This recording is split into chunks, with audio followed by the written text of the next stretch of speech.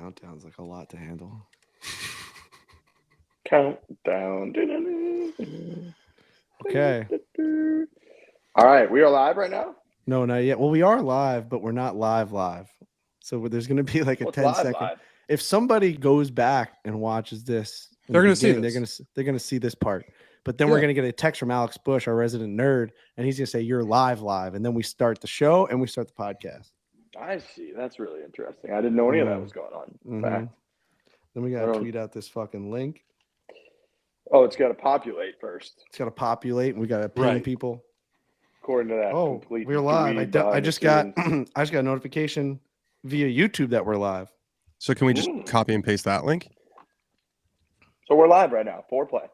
We are Yep. live. There's Okay. Trent Yeah. Ryan. Spring tournament Thursday. day Oh one. yeah! Wow! Look at that! Whoa. Look at that photo. Okay. A We're fat live. face. This is a Jesus. This is a recap of day one of the 2023 Masters Tournament, Thursday. What a leaderboard, fellas. I can't see Trent. Something's going on. I'm on my iPad. I'm still in Augusta. You guys left Augusta. I went to the Masters Tournament all day today. Didn't see my phone for a good 12 hours straight. Dan Rappaport's still in Augusta. A lot happening. Crazy leaderboard. Tiger Woods almost broke his legs in half again. Oh, All kinds of wild things happening. Max Homa did a walk and talk on TV during the Masters tournament, which I didn't even know was going on. I just checked my phone. I looked at Twitter. I was like, what the fuck is happening here? What a day. I love that tournament. I cannot tell you, pretty much every event on earth, I think, should just start taking cell phones. It is the most liberating thing on earth. Everybody's walking around. Nobody can take pictures of anything. After you get through the first 10 or 15 minutes of just reaching for your leg 8,000 times, you're just released. It's release me from the movie Independence Day. Release me. And they just release you, and you're just hanging all fucking day. So it was a great time. We got some big names up there, some surprising names. Brooks Koepka's now in the mix, which is fantastic for everything going on. But, yeah, what a first day of the Masters tournament. yeah. I mean, it's a freeing feeling. You feel lighter on your feet with it when you don't have that technology in you, burning a hole in your leg. And you're just engaging with people. Like, it's like you don't have another choice. It's how humanity was supposed to be, really. It's Yeah, like, and- it's like where evolution went to. Of like, all right, now you don't like you're not as hunched over, and you're like looking up, and you're supposed to experience the world in front of you. And we're actually reversing it by looking back down, as like Yes. cavemen did, and like we were like apes, like walking around the fucking planet. And now Right. we're like, oh shit, like these guys actually evolved to like look up and look people in the eye, and we're just I actually ignoring think that. And the there's- Masters actually- has brought that back. I actually think there's research that shows like one of the reasons people are so willing to be so mean to each other on the internet is because it disassociates them with like the actual faces because you're looking at a screen.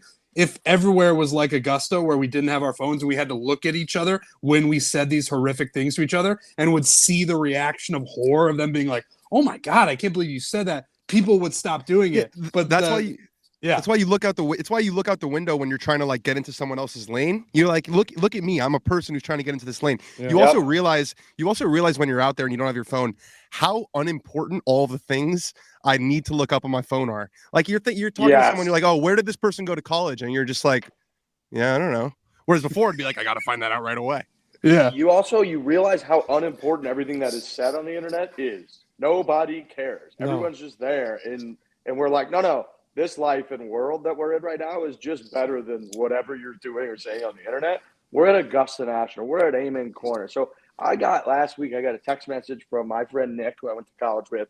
He said, I got a handful of tickets. We got an extra one for Thursday, Friday. I'm sure you're all set, but if not, I got one for Thursday, Friday. I said, I'm not all set. I would absolutely love one. So I went today with myself, a handful of college buddies that I know very well. Myself and Nick were the only people that had ever been to the Masters before. None of the other guys had been. We got there at like 7:30. We bought chairs immediately, which they only sell the chairs for $35, which is outrageous. Bought chairs instantly, walked to 12, put chairs behind the 12th tee, and then walked up to the clubhouse, watched Tiger Woods play the second hole. We got a few beers. We got breakfast sandwiches. We saw a bunch of different people warming up, playing golf. And then in the afternoon, we went back and we just sat behind the tee on 12. We watched people play 11, watched them tee off on 12. Magical day without touching your phone the entire day. And then trying to catch up on everything afterwards is wild. It's almost like it was a very depressing walk from the merch tent, which is where we finished the day, to where you re-get your phone. And it's just like, we're all looking at each other like you're leaving a trip for the end of the time, even though we're still going to hang out for a bit of like, what a bummer. And everybody opens their phone. For the next 10 minutes, we walk to the car. Everybody's just like this, looking down at your phone. You're hoping, obviously, the world didn't blow up. And then trying to capture and reconnect with everything that's going on, because as great, obviously, as it is being there, it's impossible to know what the hell's going on in the golf tournament. They do have the old school leaderboards, which are cool, but they only have like 12 names up there. The fact that they don't have Woods' name on there at all times is fucking insane. Every person you ran into said the exact same thing. They should have leader, right? They do like the past champions of the big events, not past champions of the Masters. They have like Scotty Scheffler, Matthew Fitzpatrick, Justin Thomas. They have the amateur winners. And then they have the actual leaders of the tournament. And then they should just have Woods, like Tiger Woods. I don't care if he's 17 over in green letters and not red. You got to have Woods on there. So that's the only miss really all day. But this leaderboard, Victor Hovland, John Rahm, Brooks Koepka, all tied at 7 under. You got Young, Day, 5 under, Lowry, Xander, Scott, our friend Scott, Woodland, Scotty Scheffler, Bennett, the amateur who fucking dominated, Burns, all at 4 under, Morikawa, Spieth at 3, Finau's at 3. The leaderboard's fucking crazy town already. It's crazy. And watching it on TV, you just saw nobody was going away. Like everyone was just continuously making birdies. It felt like people were going to fall off, and then they just didn't. You're like, this guy Bennett's not going to be able to play with these guys today. There's no chance. And then he goes birdie eagle for like the first time since they started keeping that stat of like what shot length since they started keeping this stat. And then like 10 minutes later, somebody did it again. Was it Sam Burns just came in and went birdie eagle on top? I think was it Trevor Immelman or I think who the fuck was it that was like, congratulations, Sam, you had a record at the Masters for 7 minutes. Like it's just it was one of those days that the golf course just looked really easy, and then they would flash to a guy like Tiger Woods who was really battling. And that's what's amazing about Augusta is that like if you're playing well and you're hitting the right spots, it looks like you can score there. And then if you're not, it looks like the hardest golf course in the fucking world. You're putting defensively. You can't keep it on the green. You're putting the ball into the creek like fucking Jordan Spieth, and you just like can't figure it out. I fucking love this golf course. Yeah, I think it's going to change dramatically over the next 3 days. And I think they know that with the forecast coming in. So today was the day. That's what Tiger said right when he came off. He was like, today was the day to take it low, and I didn't take it low. It's 7 under par. I still don't think the winning score will be like much lower than 12 to 15 because it's supposed to be really, really nasty. So today was a day about like, you got to keep pace. You got to shoot 3-4 under par and keep yourself in it. I think the rest of the week is going to be a battle. And I think anyone who didn't shoot under par today is basically out of it. I wouldn't want to be, you can't chase on this golf course because like you said, if you start getting aggressive and you hit it in the wrong spots, you're dead. You have to take what this course gives you. It's not a place to play from behind. Yeah, I mean, we saw it in the same group with Victor Hovland and Tiger Woods. They looked like they were playing completely different golf courses. I kept waiting for Victor Hovland to screw up, and he just didn't. On the 10th hole, it looked like that's where it was going to happen, where that second shot flared it out right, and then he had an incredible chip to get up and down for par. It was unbelievable. And then they would cut to Tiger Woods, and I mean, Tiger hit a bunch of greens, as you know, if you got on the For the Greens bet on Barstool Sportsbook, cashed it. 13, I think he hit 13 greens. By the way, we have breaking news. That bet is back tomorrow. Tiger Woods, greens in regulation, day 2. It's going to be earlier. It's going to be fiercer. It's going to be more fierce. Every single hole is going to matter just as much, if not more. And we're going to watch that like a hawk. We're not sure what the number's at yet. I think we got the numbers. I just texted 11 and a half. Run it back. 11.5. We're running it back. Tiger Woods to hit 12 greens in regulation tomorrow on the Barstool Sportsbook in only Barstool Sportsbook legal states, and you must be 21 plus or over. But that is an amazing bet. Problem? Call 1-800-GAMBLER. 1-800-GAMBLER. That is an amazing, exciting bet because, like we said when we came up with it, Tiger Woods doesn't have to win the Masters for you to have fun while you're watching this bet because you are saying just hit the green. And he hit a lot of them, guys. He was 7 out of 8 to start the round. His putter was ice cold. This is the thing that's frustrating me about Tiger Woods. His leg is amputated almost. He's got a million different fused backs. He's hitting the ball 315 yards to 330 yards with carry. He's fucking hitting every single green in regulation. And his putter sucks. Like, it has nothing to do with his leg. I know it has to do with competitive rounds played, and I saw Dan, you had a great tweet about like this is why he's not going to be able to really compete because he's not playing that often, and your short game suffers when that happens. But it's frustrating from a physical ailment standpoint that the only thing holding this guy back is the thing that he's supposed to be the best ever at. It's also his irons and his wedges to a degree because he was putting it on the green, but it wasn't particularly close. Like he wasn't throwing them in he there. had 18 putts on the front 9, and he Yeah. one putt 8 and 9. So he He's was just putting not sharp. horrifically. He's just not sharp. You know what I mean? Like the tools are there. It's just, and I know I've said this a bunch of times, but you go back to 2019, he was playing so much. You can practice at home all you want. When it's under the gun in the major championship, it's not like he's hitting it fat or he's mishitting them. It's just a little bit off. And at this golf course, you can't afford to be a little bit off. The third hole was stunning. When he hit that, he hit drive, and then he yard chip, and he didn't even get on the green. Yeah. Rode up the face. That's the kind of boneheaded mistake that he would just never make if he had reps, if he was sharp. So he knows that. But there's nothing he can do about it. Colt Knost and Scott Fawcett were going at it. I know Colt Knost was he's very mad. Colt Knost doesn't understand why guys hit driver on 3.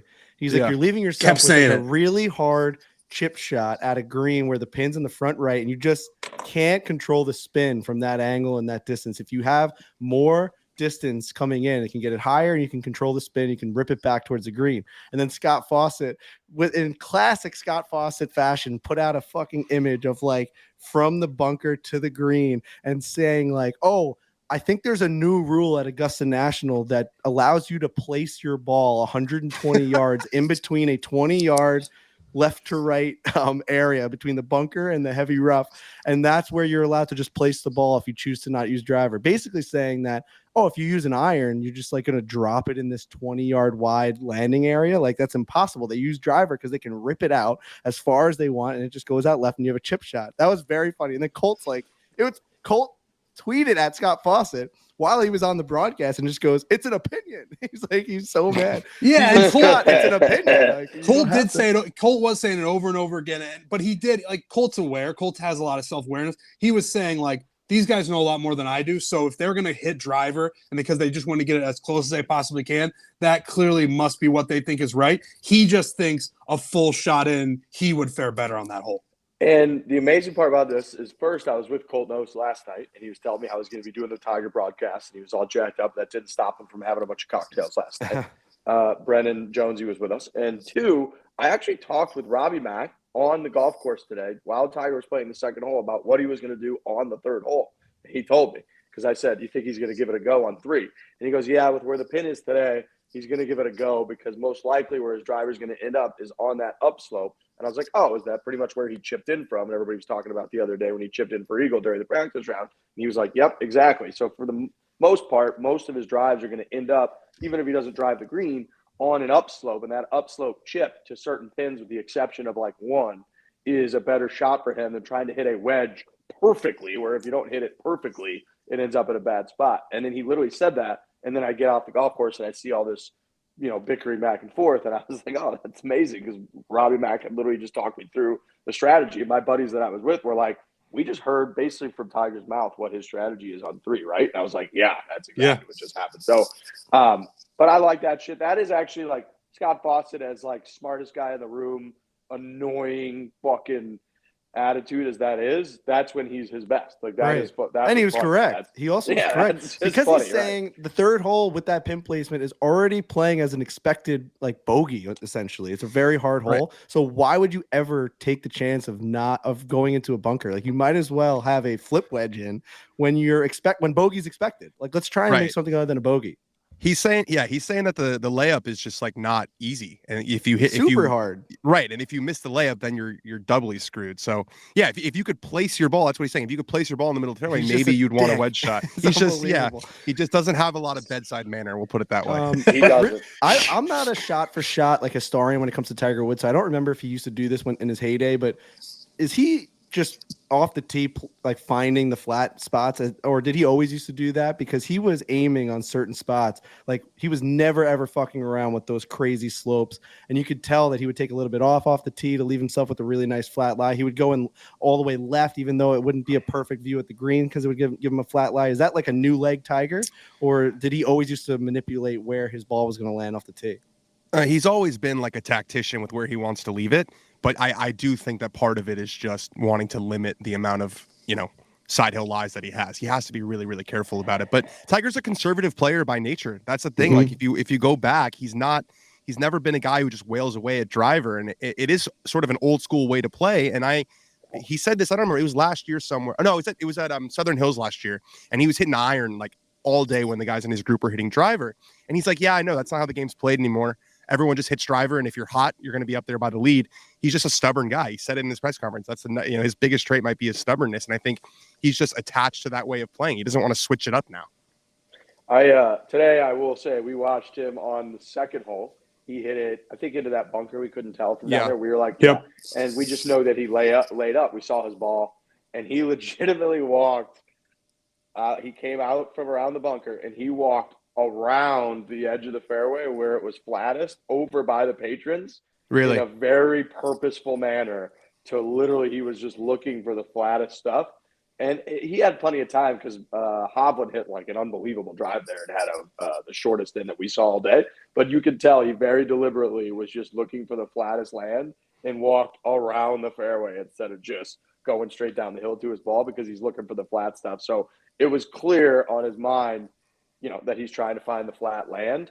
On 18, I don't know if this came across in the broadcast, but Victor Hovland's up and down from that bunker after he just watched Tiger Woods not be able to basically get it up and down or get it close.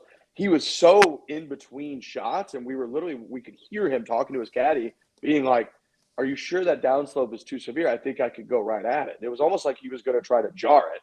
And then instead he hit this sick bunker shot way out to the right that barely didn't crest the hill too far and dribbled all the way down to 4, 5, 6 feet and made it. But he 3 times, and I don't know what they showed on TV, he 3 times shifted where he was going to aim from directly at the hole to hitting it way up to the right. And it was very fun to watch, and ultimately ended up going with that shot, getting up and down. But one of the things they did show that was pretty startling was when Max Homa was on the green and he was doing the AirPod, how chaotic the green is when those guys are reading it. And maybe even more so at Augusta, because those things are it's like reading fucking Braille. They're down on their knees almost. They're checking out every single speck of grass. And he had the AirPod in the whole time while putting, which was really cool. Rory did the AirPod thing today. I don't know if you saw that, Riggs. It was insane. Rory did the AirPod thing walking down the fairway. He was the first one to ever do it at Augusta, and it was insane. Walking down. So the he fairway. Did it before Max did. Yeah. I didn't see that. Yeah, didn't hit it on. I forget what hole he did it, but he didn't do it. He didn't get it up on the shelf that he wanted to do. And Trevor's like, oh, you didn't hit it in the right spot, Rory. And he's just like, no. He was really into it. It was making me nervous though. It's Rory McIlroy wants to win the Masters so bad, and he's taking this time out to. I was surprised. He said a couple of weeks ago that he would need some convincing, and then fast forward 3 weeks, and the one major he hasn't won, he's doing it in the first round.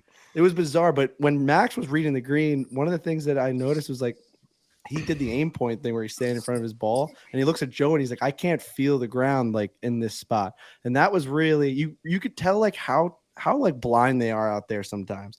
You think that these pro golfers know every single break, they know every single speed, that it's just one little thing goes wrong each time. He was out there being I don't know. Is it right here? And Joe is standing I think it's right there. I wonder how often that really does happen. And then when it goes in, they look at each other being holy shit, we fucking got away with one there. It was interesting because on 11, you know how it is at a golf tournament. When you're posted up in the same holes, you watch the same putts and the same shots over and over and over again, and you watch these tendencies. And we watched guys on 11 where they had that back pin. We watched every single guy, multiple guys, Rory 3-putted, Scheffler 3-putted from below the hole. They had longer putts, but every guy was missing low and left from that kind of back rightish pin all day. And we watched every single putt. You want to go down there and just grab them and be like, what are you not seeing here? This is what this does. And it's every single player. So you're right when they get tricked out. And Dan, Augusta has never allowed the heat map books, right? Yeah, so that's one of the things I was going to bring up about when you're talking about the putting is they've never allowed the laser technology out there. So there's no green book. So there's no renderings. And there's also the yardage book is so much more bare bones than the normal yardage book. So normal yardage book, PGA Tour, it'll tell you how far it is from the tee to a certain spot, and then what the slope difference is. So it'll be in one spot of the fairway. It'll say, it's 153 to the front of the green and it's +5. They don't have any slope numbers at Augusta. And it's crazy. Think about how hilly that golf course is. Slope is a super important thing to know. And Saad was saying today that on 9, he kind of got thrown off because it's more uphill to the left side of the green than it is to the right side of the green. The course has so many subtleties, and they have protected it from being like lasered to death. You know what I mean? Like, you're almost flying blind, like Frankie said. I love that. There was a lot. I love that too. And they're walking like there's traffic on the green. Scotty's walking past Max, and Max is walking around him. Am I in your line? And then there was like Bennett was there. It was crazy. I know. You just can't believe how many angles they take to read a green. And it makes me think about myself, where it's like I just go up there, I like look for the spot. I do the Trevor Immelman now, and it's just like I feel like I'm doing something. But these guys take fucking 10 minutes to really analyze. And then just to finish off with Tiger. Him choosing to hit that shot on 18 was one of the more psychotic things he's ever done his entire life. That was guy's fucking crazy. 1 over for the tournament, or was he 2 over at the time? He was one. Yeah, he bogeyed. It's just like, all right, we get it that you're trying to get back to even, and you made 2 birdies in a row, and you're like rolling. Fuck, dude, you cannot get that ball on the green, even with a 1999 Tiger Woods leg. I don't know that he can get that ball on the green. It was like impossible. It was on the ledge. He has 1 foot all the way back. His bad foot is in the bunker. He's literally. He's approaching the ball and then looking at his horrifically damaged leg and being like, is this gonna hold me up? Like at that point, just hit the ball lefty. It's always gonna be a layup. I just don't understand what's going on in his mind. What was the miracle shot there? I don't even think he had one. He said he was trying to hit it way left into the gallery. He felt like that, then he could kind of have enough space that would have to been get the it up miss. and down. That would have hit me. Damn it. Yeah. Yeah, damn. It's interesting. Yeah, he said that a few times that he tries to hit it in the gap. He was saying that like to the left pin on 2, the par 5 where it's all the way up there on the left. He said that Raymond Floyd told him the first time they played together that you just aim at the crowd and hit it at the crowd, because then it just stops it and you can chip right up the green. JT did that today once into the crowd. He was in the pine straw under the trees and he just ripped one at the crowd, and it hit some guy's chair and just stopped right in the rough. The guy saved him like 40 yards of just the ball rolling out and it going into probably like a little like bathroom lot. Dude, on 2, we watched Abraham Ancer hit a good drive down the left. He goes for it 2 with an iron. He just low yanks one. Hits a tree going towards the gallery, and my buddy Johnny just looks at me and goes, "Man, getting hit by a ball at Augusta—that's the dream." Man. Yeah. Oh my god, it's so true. You know what else the dream is Fireball whiskey. Woo! We had our own live show that we did on Tuesday night. Great showing. Club Magnolia. It was a blast, and we talked about it on the podcast here today. But we had an entire tub of Fireball shots there, and I got to tell you what, if you can't have fun ripping shots of Fireball, then you cannot have fun anywhere doing anything. It's such a fantastic addition to obviously our live show, but out on the course, those little nips, and I encourage everybody to go out and get a 10-pack. You can get a 10-pack of the Fireball, ice cold little nips. You put those puppies in your bag, and somebody makes a birdie, come up with some fun rules to get involved. You know what to do. But you can just put those things back. They are delicious. You don't have to take some shot and be wincing all over the place. That's not how Fireball works. I know. They're absolutely delicious. Fireball delivers. It's just going to make your round fun. We've been known to like to have a cocktail or 2 on the show, have a drink. It enhances the experience. And Frankie made a great point a few months ago when I was talking about, I'm not sure I'm a shot guy. And you were like, guess what? Sometimes when the energy's a little bit low, when everybody wants to rally around something, take a shot. I think Fireball is the epitome of that. And how perfect that is. It's amazing. And we're doing this thing. I know Trent has a video coming out where they're going to have balls being launched off the little nips. So you go buy that 10-pack, you drink it, you put it down on the ground. You have to figure out the physics behind it. You got to put the golf ball on top of the empty nip. It's going to be hard, but it's worth the video because we're going to see it. We're going to love it. We're going to share it. But if you do that and you hit a drive, we're going to really enjoy that. How about this hashtag right here? Hashtag Fireball rip the nip, I believe. No way. Rip the nip. Yeah, hashtag Fireball rip the nip. Fucking in a culture where we're freeing the nip, I like that we're ripping the nip too. You know what I mean? This is unbelievable. I like what we're doing here.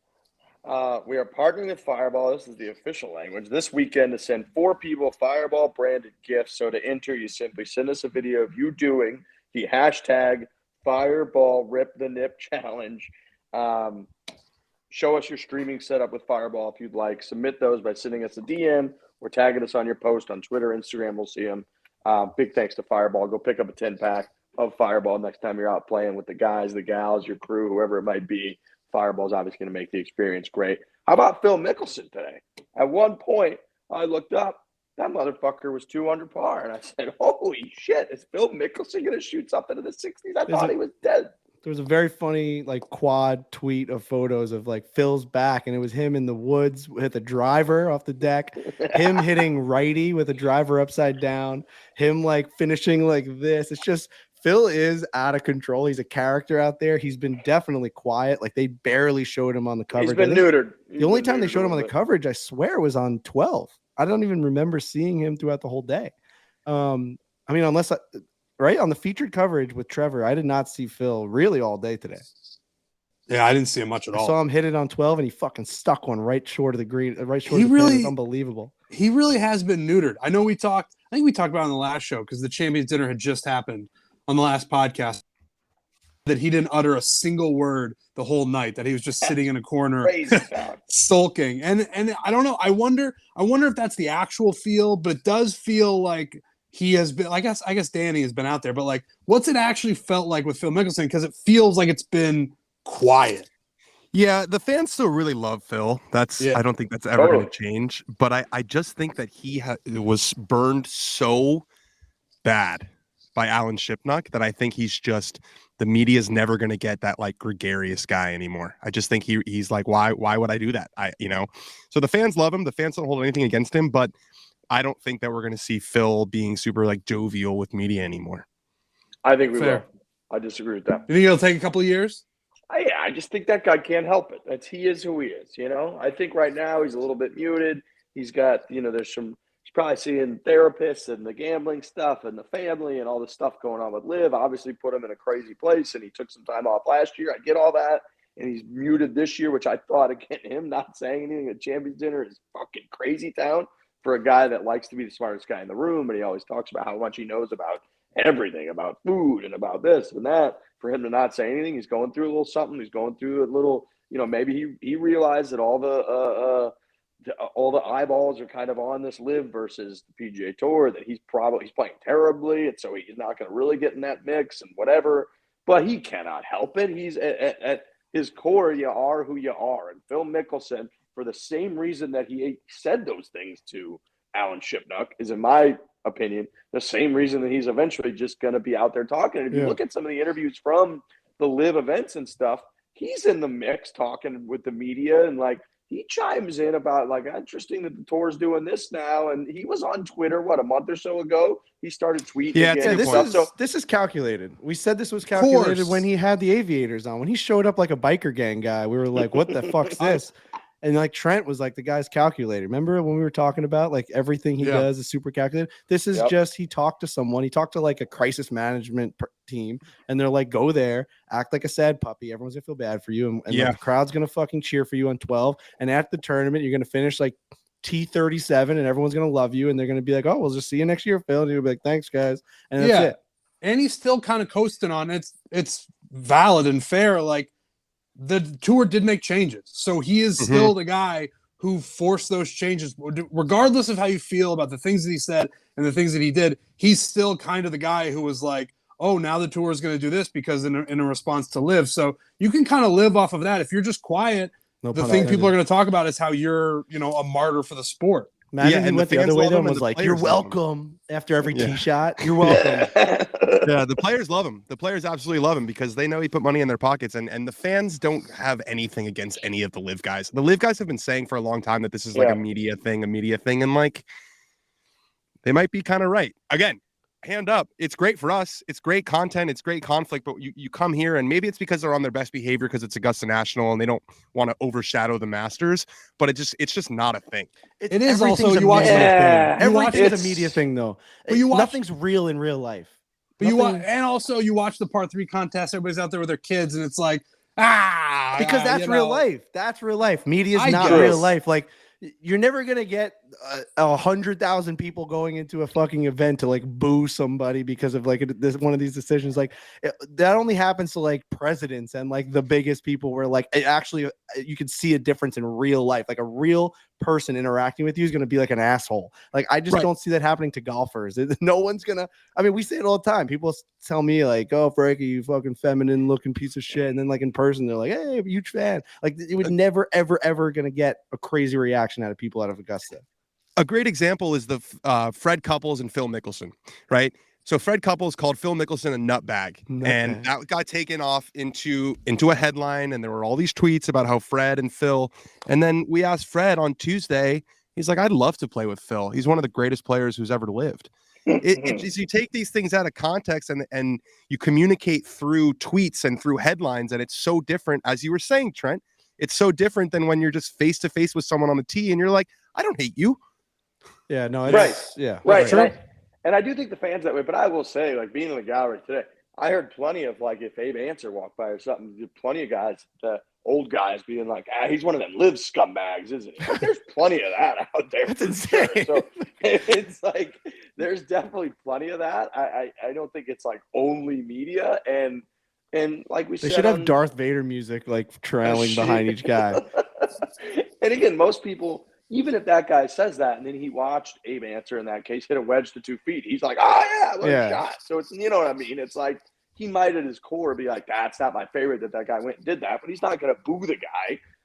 In the same way, it's just different. So yeah, I do think that Phil is doing a pity party situation with the media, and he knew that would get out. They're like, "I didn't say anything. He didn't say a word at the championship or whatever." And then when he's in his live circle, you know, he probably does more media and chatters, and hopefully comes on with us. And like, I want to hear from Phil. Phil always has shit to say. I'm sure he not saying anything this week, I bet, is so hard for him. It has to be impossible for him. The guy loves to talk. But again, I saw him up there 2 under. He finished 1 under. Quite impressive. Fred Couples shot 1 under 71. Insanely impressive. I know Tiger said, obviously, this is the day. If you look at the weather, it's going to be pretty horrific for the rest of the entire tournament. Rain does make things softer, but it's supposed to be windy and stormy, and there's going to be starts, stops. It's going to be cold, which makes it tough. The ball's not going to fly. So it's only going to get harder and harder, which is great. So you could tell out there, even being out there, it did feel like the course just wasn't playing that difficult. I don't know. We watched 60 shots on 12 today. And it looked like the easiest shot of all time. It's like, how has one guy that was with us goes, does that water ever come into play on 12? Like, he literally, he just didn't know golf that well. And like the way we were watching it today, he's like, does that water ever come into play? Because it was just pretty benign out there. But so yeah, it's going to 17 at Sawgrass, or it's going to get today. Oh, yeah. Today I mean, yeah, with no conditions, it's pretty easy. With no conditions, which one's easier, or which one's harder? Well, I mean, we all hit the green on the 17th at Sawgrass except for Lurch. So right, Frankie, I hit the green, pal. I think 12 is a much harder shot. It's a much narrower green. 17 for as iconic as it is, the green's pretty big. But the debate, and we're not going to get into this because the New York Islanders play soon. Feels like we're going to get debate into it. is what if you had a 10 handicap to make the lowest score? What are you most confident in them making the lowest score on? Is it 17 or is it 12 at Augusta? Is that the? I don't even remember what. All right, I genuinely don't remember what the original one. Yes, it was who would make the lowest score. Okay. I mean, come on, you remember that was the debate. We debated it so many different times that was the original debate. I was like if you had like a 10 handicap at the time, because now fixing Frankie, I've gotten a little bit better. I was like, where would I have a better chance at making a lower score? I genuinely thought it would be 12 because I said that I could skull one and go into a bunker, and now at least I'm dry and I have a chance to then play the golf hole from there. And if I got the skulls or the shanks on 17, it's endless. It was endless. Like a 15 can come into play. We replied by like Tiger Woods hit it into a bunker there a couple of years ago and made a 10 on the hole because it's not like you're just on land. But then I also replied with like guys making like 80s on fucking 17. So I mean, it goes back and forth. All I'm saying is that today we played really, really easy. I'm sure there's days that 17 played extremely easy too. We all hit the green except for Lurch, who topped under the water. Amazing leaderboard. Like I said, we got an amateur up there. This Sim Bennett was just an absolute savage pretty much the entire day. All the big names are still kind of in it, with maybe like Rory's not out of it by any stretch of the imagination, but he shot a very disappointing even par today. I saw Kevin Kisner out there today. Him and Dewey. I don't know how you don't love those guys. They were just kind of. Where'd he finish? Even. He finished even par. He's tied for 37th. He finished even par. Harold Varner III, I don't know if you guys read his explosive Washington crazy thing. And if you look within the last couple of weeks, I said it's only going to take it's just a matter of time, and we're getting close to that point where all the people that went over there are people that usually voice their opinion about stuff and aren't happy with stuff. And that's going to start coming out. And bang, clockwork, it comes out that he had scathing stuff to say about Liv. And obviously it gets painted in headlines as pretty scathing. It's pretty honest, like honest and obvious stuff about Liv of like, yeah, I mean, everybody's talking about growing the game. Nobody over here gives a fuck about growing the game. Everybody's just trying to make a bunch of money. And everyone's like, yeah, that's what we've been saying for about a year, is that all the people went there to make money. Very funny that he talked about how when he signed up there, they sent him this like PR packet about what you're supposed to say. And he just like didn't even open it and then put an Instagram story up being like, I come from nothing. This allowed me generational wealth that'll provide for me and my family. I did it. And everyone was like, okay, yeah, touche. Yeah. No, it was great. Yeah, it was a great article. I mean, he really goes in on it. But how did he play today? He shot even. Okay. Yeah. I have a question for you guys. If you had to choose someone from now, if you could like redo your pick, who would you take? Who's going to win? Scotty Scheffler. I haven't changed a thing. Yeah, I'm with you. It was the quietest 4-under, wasn't it? It was like just kind of John Rahm's up problem, there, creeping up there. Yeah, for John Rahm to shoot 9 under over his last 17 holes. Holy That fuck. was insane. I mean, so he doubles the first hole, and then he said that he swung so hard on that ball at number 2 because he was so angry in it, and he carried the trees. He's like, wouldn't be able to carry the trees if he didn't hit it hard. And that's what he was telling you guys in his interview. It helps him. It helps him play better golf. When he swings aggressively like that on 18, I couldn't believe. I want to see the number of his swing speed on 18. It was like he just like wills the ball through that fucking chute with just bringing it back this far with just straight power, man. It's like it had no chance of going left or right. It's just fucking it's a rocket ship straight. He is a problem, and he was putting lights out. And you know who else is a fucking issue? Is Cameron Young. That guy hits the ball so fucking far. He's just Eeyore out there. So another fucking birdie. It's just he doesn't give a fuck. He literally he'll have the best drive you've ever seen in your life. I mean, we're talking like 360 carry, and the ball runs out to 372. He hits one to 2 feet, taps in birdie, and he's just like, all right, we're going. Where's the next one? You guys are forgetting about the big bad boogeyman of majors, and it's Brooks Koepka. That guy might just win it, dude. He might just win it. You could pull 200 years from now, dig him up, and he's gonna win a major. It's like put him in the Masters, put him in the PGA, put him in the U.S. Open. Doesn't matter that he's been playing live events where the field a guy will shoot 100 in the tournament. It doesn't matter. This dude wins majors. You want to hate him for him saying like fuck regular golf. I only play for the majors, bro. But it's like he does. He only plays for the majors, bro. It's insane. I have to admit, dude, we made fun of him a couple weeks ago with the Florida Panthers video and how he was held hostage at home and the whole deal. And then he wins on the LIV Tour. And when I saw them, because on the leaderboard, when they take a name down and they put a new one up, you know that new name is going to be doing something notable. Yep. And they put up Brooks Koepka, and everyone got excited. It was like Brooks Koepka, and they posted he was like 4 under through 8 or whatever the hell it was. And we were all like, yes. So I just have to admit, we got excited. That adds so much spice to this leaderboard. No, fuck him. No, I still hate him. I'm with you that he's not my favorite, but in terms of the overall storyline going into Friday, it's like Brooks Koepka being up there at 7 under in the mix with like the bad boy of the whole thing. I love it. The fact that we got Hovland, Rahm, Koepka, Young, Day, Lowry, Xander, Adam Scott, friend of the program, Gary Woodland, major champ, Scheffler, defending champ, Sam Burns just won the amateur Bennett, Rose, major champ, Morikawa, 2-time major champ, Spieth, major champ, Finau, who was a favorite of Kirk Minahan. Like, all of these guys are right there. Saw Kirk today. 2 under. Did you? Yeah. He came over and tapped me on the back and shook my hand and then that was it. It was good. He likes to have a go at me, so I appreciate the in-person hello. Nice. What was Kirk's great? What was going on with Morikawa? I saw clips going around. Please, I need some info on that. People are just so basically what happened was he marked. You got to be objective here. Okay, he marked his ball, and then the ball rolled back when he was already like crouching over it. The ball rolled back. So when that happens and you didn't cause it to move, you were supposed to move it back. So what he did is he marked it in its old spot, and then he picked up the ball and moved and like couldn't get it to sit still because obviously the reason it rolled back was because it was on some like ridge or something. So he's kind of like futzing with the ball. He finally gets it to stay, and then he moves his mark from where he marked it after the movement to its original spot, which is what you're supposed to do. But they cut the video so that you couldn't see the ball roll back initially. So it just looked like he was moving his marker up.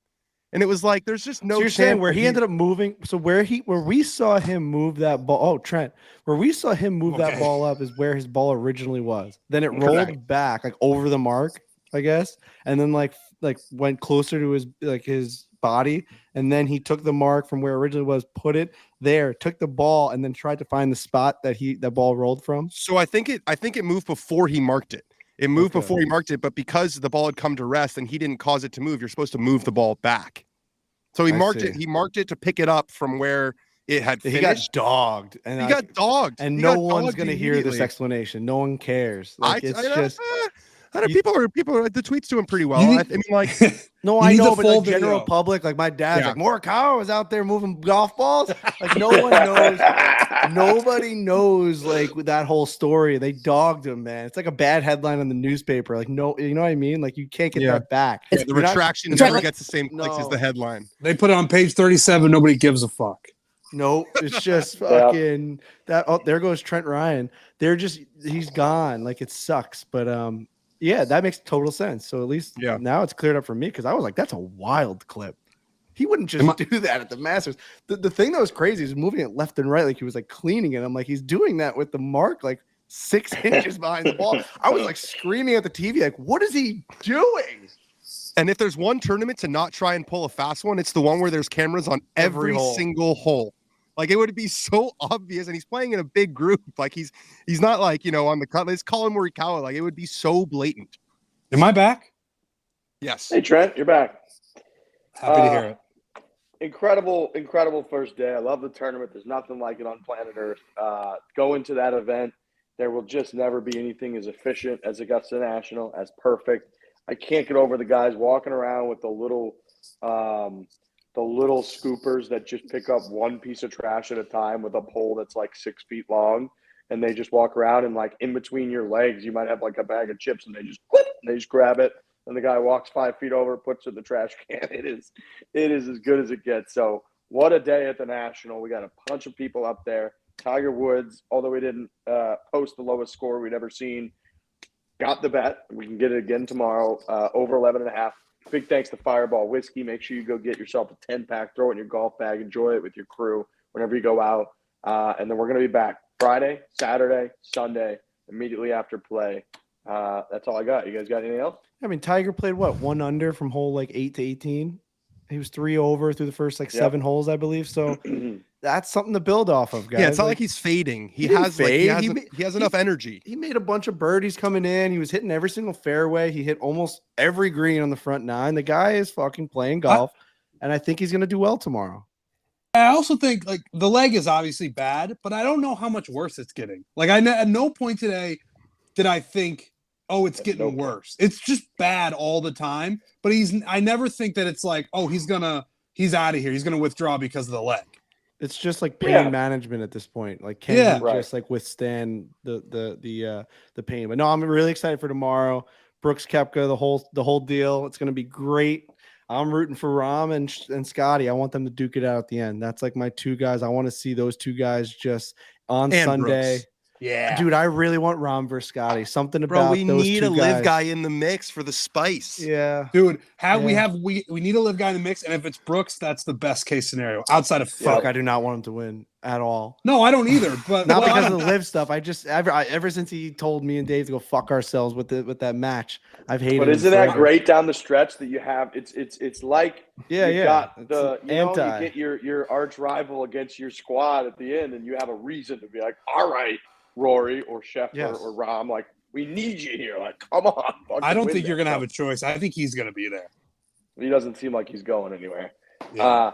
We're going somewhere, which is to bed. The next time people see me, I will have driven from Augusta to Atlanta. I will have gotten on an airplane and flown back to Phoenix, Arizona, and then bang, I'll be ready to rock for more golf. Frankie's got the Islander game.